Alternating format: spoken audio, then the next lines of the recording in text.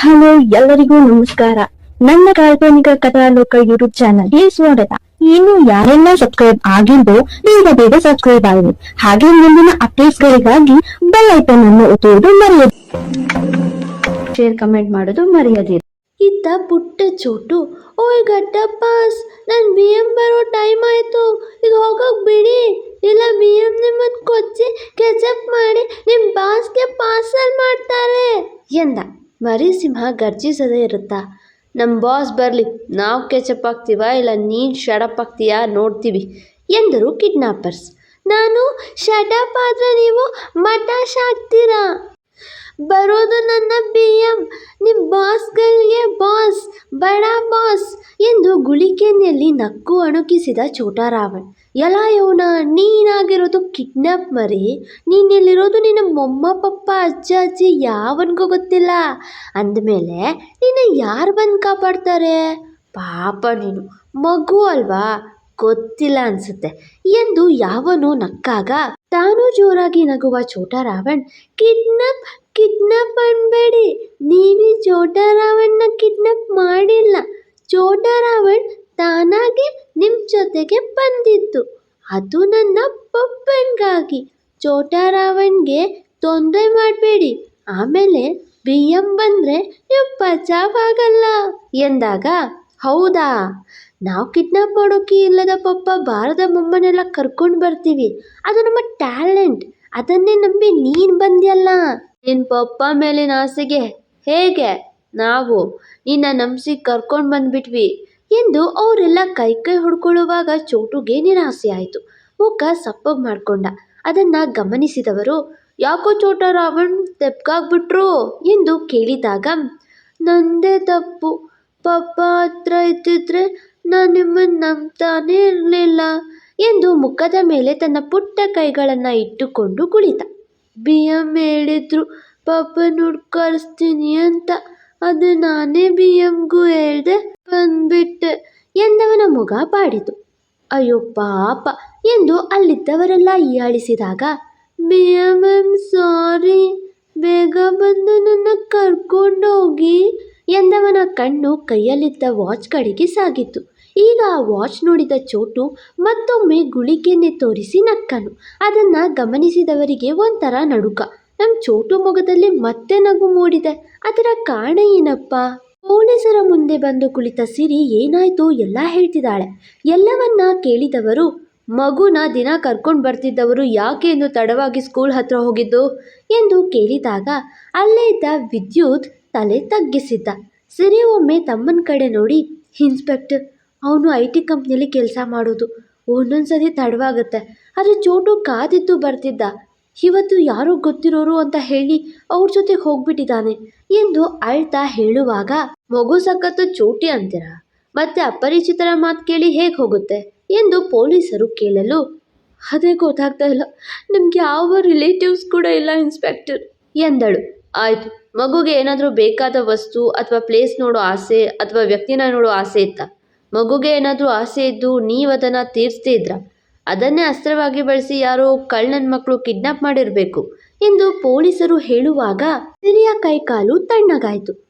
ಯಾಕಂದರೆ ಚುರುಕಿರೋ ಮಕ್ಕಳನ್ನ ಕಿಡ್ನಾಪ್ ಮಾಡೋಕೆ ನೋಡೋರು ಅವರೇ ತಾನಾಗಿ ಬರೋ ಹಾಗೆ ಸ್ಕೆಚ್ ಹಾಕ್ತಾರೆ.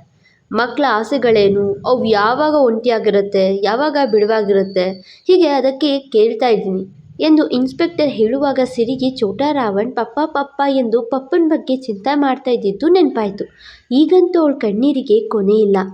ಯಾಕೆ ಅಳ್ತಾ ಇದ್ದೀರಾ, ಏನಾದರೂ ಆ ರೀತಿ ಚಾನ್ಸ್ ಇದೆಯಾ ಎಂದು ಪೊಲೀಸರು ಕೇಳಲು, ನನ್ನ ಮಗನಿಗೆ ಪಪ್ಪನ ಹುಚ್ಚಿತ್ತು, ಪಪ್ಪನ ಮೇಲೆ ಪ್ರೀತಿ ಇತ್ತು, ನಾನು ನನ್ನ ಗಂಡ ಡೈವೋರ್ಸ್ ತಗೊಂಡು ದೂರ ಆಗಿದ್ವಿ, ಅದಕ್ಕೆ ನಾನು ಅವರು ಜೊತೆಗಿರಲಿಲ್ಲ, ಹೀಗಾಗಿ ಪಪ್ಪನ ನೋಡೋಕೆ ಆಸೆ ಪಡ್ತಿದ್ದ ನನ್ನ ಮಗ, ಅದೇ ನೆಪದಲ್ಲಿ ಪಪ್ಪನ ನೋಡೋ ಆಸೆಗೆ ನನ್ನ ಮಗನ್ನ ಏನಾದರೂ ಕಿಡ್ನಾಪ್ ಮಾಡೋಕ್ಕೆ ಟ್ರೈ ಮಾಡಿದರೆ ಅವನು ಖಂಡಿತ ಅವ್ರ ಜೊತೆಗೆ ಹೋಗಿರ್ತಾನೆ ಪಪ್ಪನ ನೋಡೋ ಆಸೆಯಲ್ಲಿ ಎಂದಳು ಅಳುತ್ತಾ.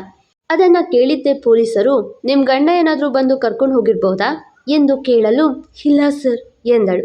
ಅದೆಂಗೆ ಇಲ್ಲ ಅಂತೀರಾ ಎಂದು ಅವರು ಕೇಳುವಾಗ, ಯಾಕಂದರೆ ನಾನು ಕೆಲಸ ಮಾಡೋದು ನನ್ನ ಗಂಡನ ಆಫೀಸಲ್ಲಿ, ಅವ್ರಿನ ಕೆಲಸಕ್ಕೆ ಯಾವುದೇ ರೀತಿಯಾಗಿ ಕೈ ಹಾಕಲ್ಲ ಎಂದಳು. ಇದೊಳ್ಳೆ ಚೆನ್ನಾಗಿದೆ ಮೇಡಮ್.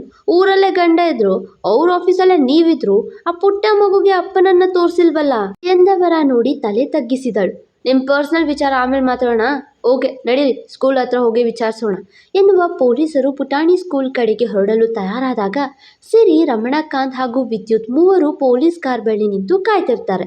ಆಗ ಮನಸ್ಸು ತಡೆಯದೆ ವಿದ್ಯುತ್, ಅಕ್ಕ ನಾನಿವತ್ತು ಚೂರು ಲೇಟಾಗಿ ಹೋದೆ ಸ್ಕೂಲ್ ಬಳಿ, ಅದಕ್ಕೆ ಇಷ್ಟೆಲ್ಲ ಆಗಿದೆ, ಸಾರಿ ಎಂದಾಗ, ನಿನ್ನ ಕೆಲಸನೇ ಹಾಗೆ ಅಲ್ವಾ, ಮೀಟಿಂಗ್ಸ್ ಇದ್ದಾಗ ಏನು ಮಾಡೋಕ್ಕಾಗುತ್ತೆ ಎಂದಳು. ಇಲ್ಲ ಅಕ್ಕ, ನಾನು ಯಾವ ಮೀಟಿಂಗ್ನಲ್ಲೂ ಇರಲಿಲ್ಲ ಎಂದವನ ಮಾತಿಗೆ ಸಿರಿ ಅಚ್ಚರಿಯಿಂದ ನೋಡುವಾಗ, ದ್ಯೂತ್ ನಾನು ಪೀಡಿಸಿದ್ದಕ್ಕೆ ನನ್ನ ಜೊತೆಗೆ ಕೆಫೆಗೆ ಬಂದಿದ್ದ ಅದಕ್ಕೆ ಎನ್ನುತ್ತಾ ಬಂದಿದ್ಲು ಬರೀ ಕಮಲಜ್ಜಿ ಜೊತೆಗೆ. ಅವರನ್ನು ನೋಡಿದ ಸಿರಿಗೆ ಅಚ್ಚರಿ ಆಯಿತು. ಹಾಗೆಯೇ ಅಳು ಉಕ್ಕಿತು. ಏನು ಮಾತಾಡಬೇಕೋ ಗೊತ್ತಾಗದ ಹಾಗೆ ನಿಂತು ಬಿಟ್ಟಳು. ಬರೀ ಎಂದು ನೋಡಲು, ಅದಕ್ಕೆ ನಾನು ವಿದ್ಯುತ್ ಬರಲ್ಲ ಅಂದರೂ ಫೋರ್ಸ್ ಮಾಡಿ ಕರ್ಕೊಂಡು ಹೋದೆ, ಸಾರಿ ಅದಕ್ಕೆ ಎಂದು ಕೈ ಮುಗಿದೆ ಕೇಳಿದ್ಲು ಬರೀ. ಸಿರಿಗೆ ಪರಿ ಯಾವಾಗ ಮುಂಬೈಗೆ ಬಂದ್ಲು, ಯಾವಾಗ ವಿದ್ಯುತ್ನ ಮೀಟ್ ಮಾಡಿದ್ಲು, ಇಲ್ಲಿ ಏನು ನಡೀತಿದೆ ಯಾವುದೂ ಗೊತ್ತಾಗ್ತಾ ಇಲ್ಲ. ಅಜ್ಜಿ ಮುಖ ನೋಡಿದ್ಲು. ಅಜ್ಜಿ ಅವಳ ಬಳಿ ಬಂದು, ನನ್ನ ಮರಿ ಮೊಮ್ಮಗನಿಗೆ ಏನೂ ಆಗೋದಿಲ್ವೇ, ನನ್ನ ರಾಜ ಹೋಗಿದ್ದಾನೆ, ಅವನ ಮರಿ ಸಿಂಹನ ಸೇಫಾಗಿ ಕರ್ಕೊಂಡು ಬರ್ತಾನೆ ಕಣೆ ಎಂದು ಅಜ್ಜಿ ಹೇಳುವಾಗ, ಅಜ್ಜಿ ನಿಮಗೆ ಎಂದು ಅಚ್ಚರಿಯಾಗಿ ಕೇಳಿದ್ಲು ಸಿರಿ. ಅವಳಿಗೆ ಎಲ್ಲ ವಿಚಾರ ಅಜ್ಜಿಗೆ ಪರಿಗೆ ಗೊತ್ತಾಗಿದೆ ಅನ್ನೋದು ಗೊತ್ತಾಗಿಲ್ಲ ಅಲ್ವಾ, ಅದಕ್ಕೆ ತಲೆ ಕೆಟ್ಟಿದೆ. ಸಿರಿ, ಚೋಟು ಬಗ್ಗೆ ನಮಗೆ ಎಲ್ಲ ಗೊತ್ತಿದೆ ಕಣೆ ಎಂದು ಅಜ್ಜಿ ಹೇಳುವಾಗ, ಏನು ನಿಮಗೆ ಚೋಟು ಬಗ್ಗೆ ಗೊತ್ತಾ, ಅಂದರೆ ನಿಮಗೆ ಎಲ್ಲ ವಿಚಾರ ಗೊತ್ತು ಅಂದರೆ ನಿಮ್ಮೆಲ್ಲರಿಗೂ ಎಲ್ಲ ಗೊತ್ತು. ನಾನು ಮಾತ್ರ ಪ್ರತಿದಿನ ಪ್ರತಿಕ್ಷಣ ಏನೂ ಗೊತ್ತಿಲ್ಲದ ಹಾಗೆ ನಿಮಗೆಲ್ಲ ಯಾವ ಸತ್ಯ ಗೊತ್ತಿಲ್ಲ ಅಂತ ಕೊರ್ಗಿ ಸಾಯ್ತಾ ಇದ್ದೀನ, ಅಂದರೆ ನೀವೆಲ್ಲ ನನ್ನ ನೋಡ್ತಾ ತಮಾಷೆ ತಗೊಳ್ತಾ ಇದ್ದೀರಾ ಹಾಂ ಎಂದು ಕೇಳಿದವಳಿಗೆ ನಿಜಕ್ಕೂ ಬೇಸರವಾಗಿತ್ತು. ಅಕ್ಕ, ಅದು ಹಾಗಲ್ಲ ಕಣೆ, ಅದೇನಾಯಿತು ಅಂದರೆ ಅವತ್ತು ಎಂದು ವಿದ್ಯುತ್ ನಡೆದ ಘಟನೆ ಬಗ್ಗೆ ಹೇಳೋಕೆ ನೋಡಿದ. ಆದರೆ ಸಿರಿ ತನ್ನ ಕೈ ಅಡ್ಡವಿರಿಸಿ, ಅರ್ಥ ಆಯಿತು, ಪ್ರೀತಿ ಮುಂದೆ ಎಲ್ಲ ಸಪ್ಪೆ ಅಲ್ವಾ, ನೀನು ಪ್ರೀತಿಗೆ ನನ್ನ ಕೈಗೆ ನೀನು ಮಾಡಿದ ಪ್ರಮಾಣ ಮರ್ತು ಹೋಯಿತು ಅಲ್ವಾ ಎಂದು ತಪ್ಪಾಗಿ ಅರ್ಥ ಮಾಡಿಕೊಂಡು ಕೇಳಿದ್ಲು. ಇಲ್ಲ ಅಕ್ಕ, ಅದೇನಾಯಿತು ಅಂದರೆ ಎಂದು ವಿದ್ಯುತ್ ವಿವರಿಸಲು ನೋಡಿದ. ಅಷ್ಟರಲ್ಲಿ ನಡೀರಿ ಐಸರಿ ಎನ್ನುತ್ತಾ ಬಂದಿದ್ರು ಪೊಲೀಸರು. ಅವರು ಕಾರ್ ಹತ್ತಿದ ಕೂಡಲೇ ಸಿರಿ ಕೂಡ ಹತ್ತುತ್ತಾ ಅವಳ ಹಿಂದೆ ಬರ್ತಿದ್ದ ಅಪ್ಪ ತಮ್ಮನ ಕಡೆ ನೋಡಿ ಕೈ ಮುಗಿದು, ಇಲ್ಲಿವರೆಗೂ ಮಾಡಿ ಸಹಾಯ ಸಾಕು, ನಾನೊಬ್ಳೇ ಹೋಗ್ತೀನಿ ಎಂದು ಕೈ ಮುಗಿದಳು. ಯಾಕೋ ಅವಳ ಮನ್ಸಿಗೂ ಎಲ್ಲರಿಗೂ ಗೊತ್ತಿದ್ದು ಸತ್ಯ ಮುಚ್ಚಿಟ್ಟ ಶಿಕ್ಷೆಗೆ ತನ್ನ ಗೊಂದಲವನ್ನು ನೋಡ್ತಾ ತಮಾಷೆ ತಗೊಳ್ತಾ ಇದ್ರು ಎನ್ನುವ ಸಂಕಟ ಶುರುವಾಗಿತ್ತು. ಹೀಗಾಗಿ ಒಬ್ಳೇ ಹೊರಟ್ಲು. ಅವಳು ಹೋಗೋದು ನೋಡ್ತಾ, ಅಕ್ಕ ನಾನು ಬರ್ತೀನಿ ಎಂದು ವಿದ್ಯುತ್ ಸಾರಿ ಹೇಳಿದ. ಆದರೆ ಸಿರಿ ಕೇಳದೆ ಪೊಲೀಸರಿಗೆ ಹೋಗಲು ಹೇಳಿ ಹೊರಟಳು. ಅವರು ಹೋದ ನಂತರ ಪರಿಗೆ ಎಲ್ಲ ತನ್ನಿಂದಲೇ ಆದ ಪಶ್ಚಾತ್ತಾಪ ಶುರುವಾಯಿತು. ವಿದ್ಯುತ್ ಮುಂದೆ ಬಂದು, ಸಾರಿ ದ್ಯೂತ್, ಎಲ್ಲ ನನ್ನಿಂದಲೇ ಆಯಿತು, ನಾನು ಬೇಕು ಅಂತ ಎಂದು ಕಣ್ಣೀರು ಸುರಿಸಿ ಕ್ಷಮೆ ಕೇಳೋ ಮುನ್ನವೇ, ಅಪ್ಪ ನಡೀರಿ ಆಟೋದಲ್ಲಿ, ಅಕ್ಕನನ್ನು ಫಾಲೋ ಮಾಡೋಣ ಎಂದು ವಿದ್ಯುತ್ ಆಟೋ ಹಿಡಿಯಲು ಹೋದ. ಅವನಿಗೂ ಬೇಜಾರಾಗಿತ್ತು. ಇವಳು ಹಠದ ಕಾರಣ ತಾನು ಕೆಫೆಗೆ ಬಂದು ಚೋಟು ಸ್ಕೂಲ್ ಬಳಿ ಹೋಗೋದು ತಡ ಆಯಿತು ಎಂದು. ಅವನು ಮುಖ ಕೊಟ್ಟು ಮಾತಾಡದೆ ಹೋದಾಗ ಪರಿ ಅಜ್ಜಿ ಬಳಿ, ಅಜ್ಜಿ ಎಲ್ಲ ನಂದೇ ತಪ್ಪು ಅಲ್ವಾ, ಚೋಟು ಕಣೆಗೆ ನಾನೇ ಕಾರಣ ಆಗಿಬಿಟ್ಟೆ ಎಂದು ನೋವಿನಿಂದ ನುಡಿದಳು. ಇಲ್ಲ ಕಣೆ ಹುಚ್ಚಿ, ಎಲ್ಲ ಕಾರ್ಯಕ್ಕೂ ಎಲ್ಲ ಸಾಧನೆಗೂ ಎಲ್ಲ ಪರಿಶ್ರಮಕ್ಕೂ ನಾವು ನೆಪವಷ್ಟೇ, ಕಾರಣ ಕಾರ್ಯ ಸಾಧನೆಯ ಫಲಾಫಲಗಳು ರಾಯರಿಗೆ ಬಿಟ್ಟಿದ್ದು ಎಂದರು ಅಜ್ಜಿ. ಅಜ್ಜಿ ನಾವು ಹೋಗೋಣ ಬನ್ನಿ, ಅದಕ್ಕೆ ನಾವು ಫಾಲೋ ಮಾಡೋಣ ಎಂದು ಕಾರ್ ತೆರೆಯಲು ಹೋದಳು.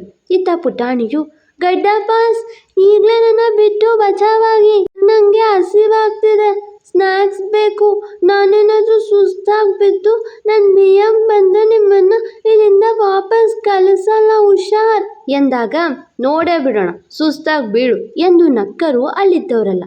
ಪುಟಾಣಿಗೆ ಹೊಟ್ಟೆ ಹಸಿದಿದೆ, ಅದಲ್ಲದೆ ಯಾವಾಗಲೂ ಮನೆಗೆ ಬಂದು ತಿಂದು ಇಷ್ಟು ಹೊತ್ತಿಗೆ ಪಾರ್ಕ್ ಬಳಿ ಹೋಗಿ ಅಜ್ಜಿ ತರ್ತಿದ್ದ ತಿಂಡಿಯೆಲ್ಲ ತಿಂದು ಅಭ್ಯಾಸ ಬೇರೆ ಜೋರಾಗಿತ್ತು. ಈಗ ಹೊಟ್ಟೆ ಚುರುಕುತ್ತಿದೆ. ನೀರು ಬೇಕು ನನಗೆ ಎಂದನು ಚೋಟು. ಅವನಿಗೆ ಸ್ಕೂಲಿಂದ ಇಲ್ಲಿಗೆ ಬಂದು ಸುಮಾರು 7 ಗಂಟೆಗಳ ಮೀರಿದೆ. ಒಂದು ಹನಿ ನೀರು ಕುಡಿಯದೆ ಮಗು ಗಂಟ್ಲಲ್ಲೇ ಒಣಗಿದೆ. ಸಾಕೆನಿಸಿ ಬಾಯಿ ಬಿಟ್ಟು ನೀರು ಕೇಳಿದನು. ಆದರೆ ಮಗು ಎಂದು ಸಹ ಲೆಕ್ಕಿಸದ ಪಾಪಿಗಳು, ನೀರು ಬೇಕಾ ನೀರು ಎಂದು ಹೇಳ್ತಾ ಕುಡಿಯುವ ವೈನ್ ಬಾಟಲ್ ತಂದು ತಗೋ ಎಂದು ಫೋನಿನ ಸುತ್ತ ಉಯ್ಯಲು ಶುರು ಮಾಡಿದರು. ನನಗೆ ವಾಟರ್ ಬೇಕು, ಬಿ ಎಮ್ ಬರಲಿ ಇದೆ ನಿಮಗೆ, ನನಗೆ ವಾಟರ್ ಕೂಡ ಕೊಟ್ಟಿಲ್ಲ ಅಂತ ಜಾಣಿ ಹೇಳ್ತೀನಿ ಎಂದು ಚೋಟು ಹೇಳುವಾಗ ಪಾಪ ಮಗು ನೀರು ಕೇಳ್ತಿದೆ. ಕೊಡ್ರೋ ಎನ್ನುತ್ತಾ ಬಂದಿತ್ತು ಒಂದು ಗಡಸು ಧ್ವನಿ. ಅದನ್ನು ಕೇಳಿಸ್ಕೊಂಡವರೆಲ್ಲ ಮೌನ ತಾಳ್ತಾ ಹಿಂದೆ ಸರಿದ್ರು. ಅವನು ಯಾರೆಂದು ಅಲ್ಲದವರಿಗೆಲ್ಲ ಗೊತ್ತಿದೆ, ಆದರೆ ಚೋಟುಗೆ ಏನೂ ಕಾಣಿಸಿಲ್ಲ. ಅವರೆಲ್ಲ ಕೆಟ್ಟವರು, ಹೋಗಲಿ ಬಿಡು ಚೋಟು, ನಾನು ಕೊಡ್ತೀನಿ ಎನ್ನುತ್ತಾ ಬಿಸ್ಲರಿ ನೀರಿನ ಬಾಟಲ್ ಹಿಡಿದು ಚೋಟು ಬೋನ್ನ ಮುಂದೆ ಬಂದು ನಿಂತು ನಕ್ಕನು ರಾಮದೇವ್. ಅವನು ರಾಮದೇವ್ ಅಂತ ಗೊತ್ತಾಗಿದ್ದೆ ಚೋಟು ಒಟ್ಟುಗೂಡಿಸಿ, ಇದೆಲ್ಲ ನಿಮ್ದ ಕಿತಾಪತಿ, ಮೊದಲು ಈಚೆ ಬಿಡಿ, ಇಲ್ಲ ಈ ಗಡ್ಡಾಪಸ್ ಜೊತೆಗೆ ನೀವು ಕೂಡ ಪೀಸ್ ಪೀಸ್ ಹಾಕ್ತೀರಾ ಎಂದು ಆವಾಜ್ ಹಾಕಿದ. ಹೊಟ್ಟೆಗೆ ಊಟ ಹಾಕಿಲ್ಲ ಅಂದ್ರು ಗಂಟ್ಲಿಗೆ ನೀರು ಬಿಟ್ಟಿಲ್ಲ ಅಂದ್ರು ಚೆನ್ನಾಗೇ ಗರ್ಜಿಸ್ತೀಯ, ಎಷ್ಟೇ ಅದು ಸಿಂಹದ ಮಗ ಅಲ್ವಾ ಎಂದು ನಕ್ಕವನು, ತೆಗಿರೋ ಪಾಪ ಮಗು ಈಚೆ ಬರಲಿ ಎಂದು ಆ ಬೋನ್ ಬೀಗ ತೆರೆಸಿದನು. ಚೋಟು ಪಟ್ಟನೆ ಈಚೆ ಬಂದು, ಡುಮ್ಮಗಡ್ಡಪ್ಪ ಬ್ಯಾಗ್ ಕೊಡು, ನಾನು ಹೋಗ್ಬೇಕು, ಬಿ ಎಂ ಕಾಯ್ತಾ ಇರ್ತಾರೆ ಎಂದಾಗ ರಾಮದೇವ್ ಬ್ಯಾಗ್ ಕೊಡು ಎಂದು ಸನ್ನೆ ಮಾಡಿದನು ಆ ಆಳಿಗೆ. ಅವನು ಬ್ಯಾಗ್ ತಂದು ರಾಮದೇವ್ ಕೈಗೆ ಕೊಟ್ಟ. ಅವನು ಪುಟಾಣಿ ಕಡೆಗೆ ಕೈ ಮುಂದೆ ತೋರುತ್ತಾ, ತಗೋ ಚೋಟು ಬ್ಯಾಗ್ ತಗೋ ಎಂದು ಬ್ಯಾಗ್ ಹಿಡಿದಾಗ ಚೋಟು ಬ್ಯಾಗ್ ತೆಗೆದುಕೊಳ್ಳಲು ಮುಂದೆ ಬಂದನು. ಆದರೆ ರಾಮದೇವ್ ಬ್ಯಾಗ್ ನೀಡದೆ ಕೈನ ಅತ್ತಿತ್ತ ಎತ್ತಲು ಚೋಟು ಒಂದೆರಡು ಬಾರಿ ಪ್ರಯತ್ನಿಸಿದನು ಹಿಡಿಯಲು. ಆದರೆ ಯಾವಾಗ ಅದಾಗ್ಲಿಲ್ವೋ ಆಗ ಮೂತಿನ ಒಬ್ಬಿಸ್ಕೊಂಡು, ಓಯ್ ನನ್ನ ಬ್ಯಾಗ್ ಅದು ಕೊಡ್ಬೇಡಿ, ಆಮೇಲೆ ನನಗೆ ಕೋಪ ಬರುತ್ತೆ ಎಂದು ಗರ್ಜಿಸಿದ. ಬಾಸ್ ಆಗಿಂದ ಹೀಗೆ ಕೋಪ ಮಾಡ್ಕೊಳ್ತಾನೆ ಅನ್ಸುತ್ತೆ. ಇವನಿಗೂ ಇವನ ಅಪ್ಪನಿಗೂ ಏನೂ ವ್ಯತ್ಯಾಸ ಇಲ್ಲ. ಇವರಪ್ಪ ಬರೋದಂತೂ ಡೌಟು. ನೀವು ಇವನ ಅಪ್ಪನ ಕೈಯಲ್ಲಿ ಮಾಡಿಸ್ಕೊಳ್ಬೇಕಾದ ಕೆಲಸನ ಇವನ ಕೈಯಲ್ಲ ಮಾಡಿಸ್ಕೊಂಡು ವಿಡಿಯೋ ಮಾಡಿ ಇವನ ಅಪ್ಪನಿಗೆ ಕಳಿಸಿದ್ರೆ ಹಿಂಗಿರುತ್ತೆ ಎಂದಾಗ, ವಾವ್, ನೀನು ಹೇಳಿದ್ದು ನಿಜ ಕಣು. ಮರಿ ಸಿಂಹದ ಕೈಯಲ್ಲೇ ಸಿಂಹದ ಕೆಲಸ ಮಾಡಿಸ್ಕೊಳ್ಳೋದ್ರಲ್ಲಿ ಮಜಾ ಇದೆ. ಈ ಸಿಂಹದ ಮರಿ ಕೈಯಿಂದ ನನ್ನ ಪಾದ ಮುಟ್ಟಿಸ್ಕೊಂಡ್ರೆ ಹೇಗಿರುತ್ತೆ ಎಂದು ರಾಮದೇವ್ ಹೇಳುವಾಗ, ಪಪ್ಪ ಬಂದರೆ ಆ ಪಾದನ ಪೀಸ್ ಪೀಸ್ ಮಾಡ್ತಾರೆ, ನನ್ನ ಬಾಯಿ ಮುಚ್ಕೊಂಡು ಬಿಟ್ಬಿಡಿ ಗಡ್ಡಪ್ಪಾಸ್ ಎಂದು ಗರ್ಜಿಸಿದ ಛೋಟಾ ರಾವಣ್ ಗಲ್ಲವನ್ನ ಹಿಡಿದು, ನಾನು ನೋಡ್ತೇನೆ ನಿನ್ನ ಪಪ್ಪ ಅದೆಂಗ ಹಾರ್ಕೊಂಡು ಬರ್ತಾನೆ ಅಂತ ಎಂದು ಮೊದಲು ನಿನ್ನ ಮಾತಿಗೆ ಕಡಿವಾಣ ಹಾಕ್ತೀನಿ ಎಂದು ಪುಟ್ಟ ಚೋಟು ಬಾಯಿಗೆ ಬಟ್ಟೆ ಕಟ್ಟಲು ಹೇಳಿದ. ಆ ಕಟುಕರು ಪುಟಾಣಿಯ ಬಾಯಿ ಕಟ್ಟಲು ಖರ್ಚೀಫ್ ಹಿಡಿದು ಬಂದರೆ ಪುಟ್ಟ Chhota Ravan hi B M ಎಂದು ಗೇಟ್ ಕಡೆಗೆ ಹಾಯ್ ಮಾಡ್ತಾನೆ. ಬಿ ಎಂ ಬಂದ್ಬಿಟ್ನಾ ಎನ್ನುವಂತೆ ಎಲ್ಲರ ಗಮನ ಬಾಗ್ಲತ್ತ ಹೋದ ಕೂಡಲೇ ಚೋಟು ಬಚ್ಚಿಟ್ಕೊಳ್ತಾನೆ. ಬಿ ಎಂ ಇಲ್ಲ ಸಿ ಎಂ ಇಲ್ಲ ಎಂದು ರಾಮದೇವ್ ಚೋಟು ಇದ್ದಡೆ ನೋಡಲು ಪುಟಾಣಿ ಗಾಯವಾಗಿರುತ್ತಾನೆ.